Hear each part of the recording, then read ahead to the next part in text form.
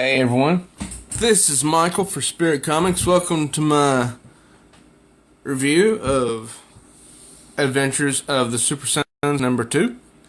If you're new to my channel, please do subscribe and, smash that bell hard like She-Hulk so you'll be notified each time there's a new upload. And don't forget to share this with your friends and family and enemies, and also drop a like too, please, and don't forget to comment. Now, as we left the Super Sons at the end of issue 1, they were in for a ride. And if you're wondering why I'm not doing this digital with the digital version, it's because DC doesn't allow that for second issues. See, DC Comics changed their digital policy a while back. They were no longer going to allow digital renewals. They were no longer going to provide the digital renewal code in their comic books, except for annuals and certain issues with number 1. Like the new Justice League got a digital redeeming code, and so did Catwoman. But, every issue thereafter did not. So, that's one way that DC Comics is screwing over their customers. Because it's not easy to make a video like this. That's just my personal opinion. I do enjoy the cover. Wanted Across the Multiverse. You have Rex Luthor, a kitty clone, a kitty version of Lex Luthor. Then you have Joker Jr. And I like that they've given him the old suit from the Super Friends days. So we start off this issue with a tale of two boys. And this one, with the red hair, is telling us, the reader, all about these astonishing tales that he consumed when he was a little bit younger. And they were tales about Superman against Lex Luthor, and guess which one he wanted to be. And he had a friend. This guy here in the green hair. And he wants to take over his own world. But to do that, they're going to need a hypercube for some odd reason or another. And the only way they can get one of those is by going to Earth, the place they've heard so much about. And so you have red-haired boy and green-haired boy, but their names aren't really given. Then we determine that the red-haired boy, he's bad, and the green-haired boy, well, we don't know much about him yet. This is the present day, and you have to remember all of this took place before Brian Michael Bendis wrote his Man of Steel run. This whole story is in the past, before Brian Michael Bendis released his Man of Steel run, which I did not even bother to read because I don't want to I don't want to give my money to anyone else that's writing Superman. Because, let's just face it, ladies and gentlemen, Peter J. Tomasi and Dan Jurgens, they were doing a great job. And Bendis comes along and takes it all away from him. And from what I've heard, he's not doing that great a job anyways. But I digress. This is the present day situation where Rex Luthor is is punching Jon Kent, and he took a good blow, but Jon Kent was wearing a force field belt. Now he says, "My dad's the greatest." Now I find this part funny. This is Brainiac 6, a kid version of Brainiac. And he says, "Rex, the boy's belt is equipped with a hard light auto protection mechanism. Also, I believe he is calling it Dad." And I can't remember his name, but this dude says, "No, Dumbiac. His dad gave him the belt. I guess now we know why." And she's calling him Shaggy Boy, but I can't remember if that's his actual name or not. But Rex Luthor's going to find a way to control Jon Kent, even with the force field belt. Now, Peter J. Tomasi does use some of the old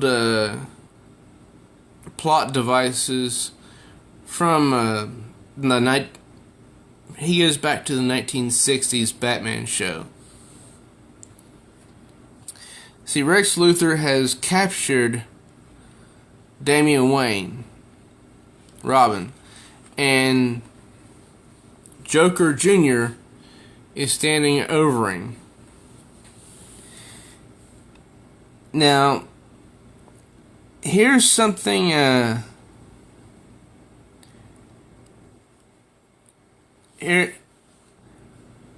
here's something I find a little bit strange. Maybe I just don't understand it.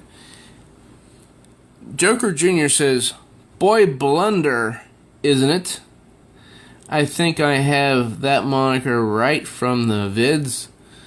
Anywho, are you watching this? Oh, of course you aren't, because he's mummified, literally." And so, Joker Jr., he unravels Damian Wayne. He says, "Hey, Super Baby, seriously, you're gonna want to see this. Rex, can I suggest we just cut right to the big surprise?" And somehow, Rex Luthor, this kid here, who's a kiddie version of Lex Luthor, taps into Jon Kent's utility belt, his force field belt, and is able to control him that way. But we see this here. Joker Jr. says in sort of a hushed tone, "Help me, Damian Wayne. I'm not what you think." And he says, "What the?" Because this Joker Jr. has to keep up appearances. So they travel to the Fortress of Solitude, Superman's headquarters. And Rex Luthor, using some device, is controlling the movements of Jonathan Kent so he can go into the Fortress of Solitude, get this cube, because they need it for some odd reason. And it's a hypercube. This is one of the oldest objects in the universe. It's a gateway giving you instant access to 8 dimensions, and he goes on, like villains tend to do sometimes, explaining his plan, in great detail. And here Jonathan Kent is still trying to fight the control of Rex Luthor. He's trying to get free. Oh yeah, this was an advertisement for Heroes in Crisis by the failed writer Tom King. Yeah, I'm not gonna buy that. I don't recommend that you guys do that either, because Tom King has just been deconstructing Batman, so who knows what he's gonna do to the rest of the DC universe. Anyways, back to the story.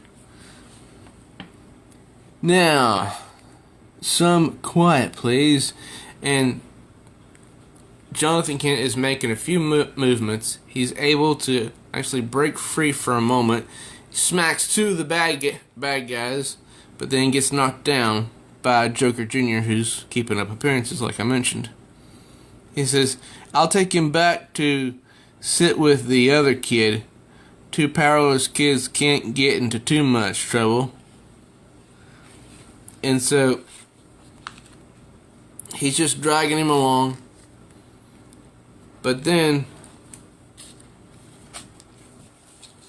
when Joker Jr. is back there alone with him by himself, he says he needs his powers back, and you need to figure out how to get us out of this. I know this is going to be hard to believe, especially from someone who looks like me, but I really need your help. And he's telling this to Damian Wayne, I think.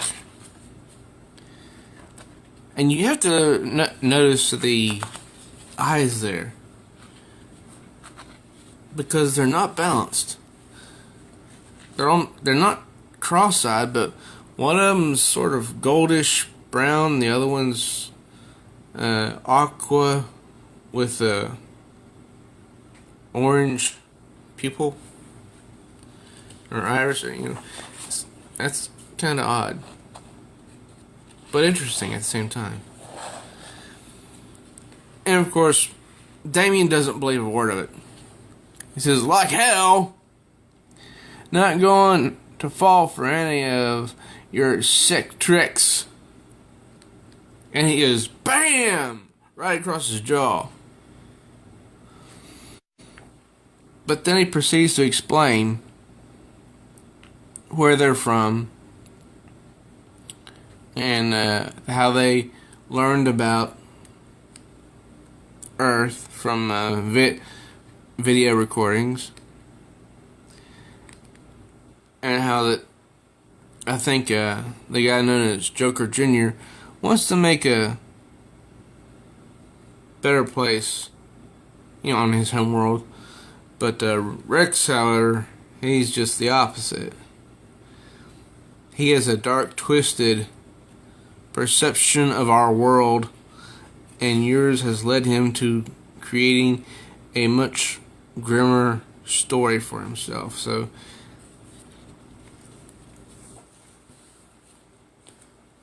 this is actually a good guy. He's in it to help his world, I believe. And this is he gives him this box.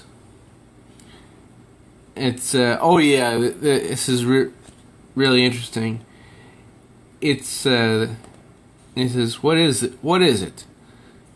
"It's the case with the synthetic kryptonite Brainiac 6 made. I overheard him tell Rex that the effects can be reversed if necessary. Maybe you can figure it out." "How does it work?" He says, "I don't know, but I'll buy you all the time I can. I just need you to be the heroes who inspired me from a far-off galaxy." And you gotta like that.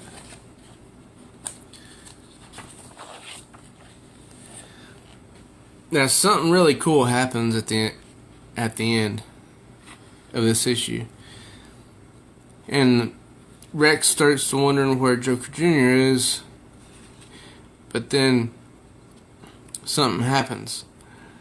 And one of their landing pods was just ejected from the starboard side of their ship, so they figure it has to be the doing of Joker Jr.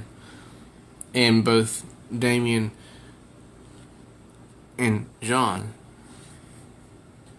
But as Damian plays with this thing, because he really doesn't know what he's doing, he says the basic electronics are similar to Earth's, so I just need to figure out what the components are.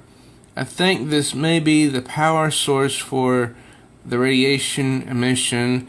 And you can see Jonathan Kent starting to really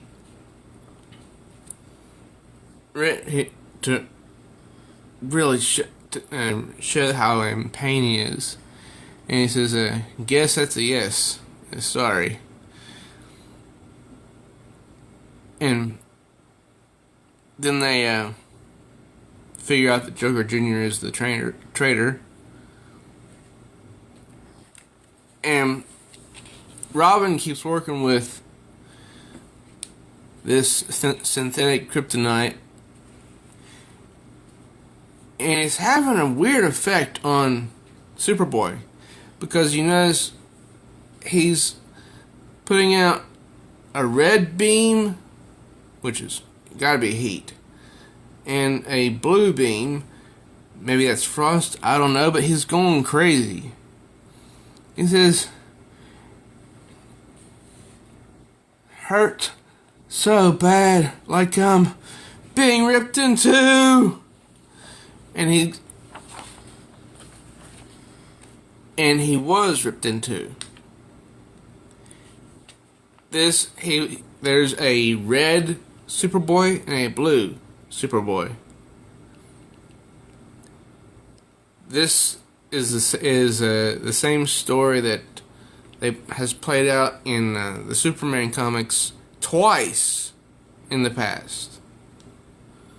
So this was a fun read, and you know, Robin's totally oblivious to what's going on.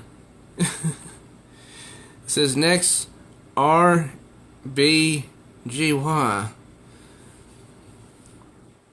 And I can tell that Pierre J. Tomasi really had fun writing this story, and I had fun reading it. So I hope you guys go out and get a copy of this for yourself, because you know, my review cannot compare with holding the comic in your hand and reading it. I don't even think digital can compare with holding it in your hand. So I suggest going out and getting it, because yes, this is worth the $3.99 price tag that's on the comic. Some comic books aren't worth the $3.99 price tag, but this is, because it's Super Sons. It's Peter J. Tomasi. It's great. So if you enjoyed my review here at Spirit Comics, I do ask that you subscribe and you smash that notification bell hard like She-Hulk, and you also like the video and share it with others so they can enjoy it as well. And don't forget to leave your comments down below, because I do look for them every day. I do. So till next time, true readers, I'm Michael for Spirit Comics.